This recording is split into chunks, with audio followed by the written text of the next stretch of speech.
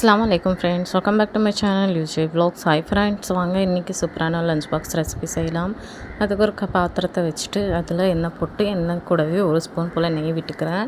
ரெண்டுமே சூடானதுமே பார்த்திங்கன்னா பட்டை, கிராம்பு, ஏலக்காய் இதை போட்டு நல்லா வெடிச்சு வந்ததுமே ஒரு பெரிய சைஸ் வெங்காயத்தை கட் பண்ணி வச்சுருக்கேன். அதையும் சேர்த்துட்டு நல்லா கோல்டன் ப்ரௌன் ஆனதுமே 1 ஸ்பூன் போல் இஞ்சி பூண்டு பேஸ்ட்டு சேர்த்துட்டு பச்சை ஸ்மெல் போனதுக்கப்புறமா பச்சை மிளகாய் சேர்த்துக்கிறேன்.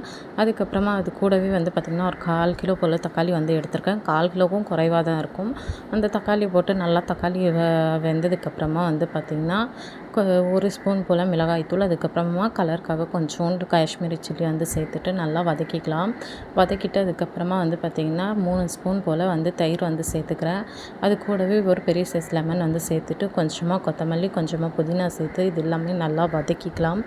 வதக்கிட்டு நான் இன்றைக்கி பார்த்திங்கன்னா 1.5 கப்பு அரிசி எடுத்திருக்கேன். அதுக்கு நான் 3 கப்பு தண்ணி வச்சுக்கிறேன். இதுக்கு தேவையான அளவு போட்டு அதுக்கப்புறமா தண்ணி சேர்த்துட்டு தேவையான அளவு உப்பு போட்டு நல்லா மிக்ஸ் பண்ணி விட்டுட்டு இந்த அளவுக்கு நல்லா கொதி வரும்போது பார்த்திங்கன்னா அரிசியை இதில் சேர்த்துக்கலாம். அரிசியை சேர்த்துட்டு நல்லா ஒரு டைம் மிக்ஸ் பண்ணி விட்டுருங்க. உப்பு டேஸ்ட் பண்ணிக்கோங்க. ஏன்னா அரிசி போட்டதுக்கப்புறமா உப்பு குறைவாக இருக்கும்.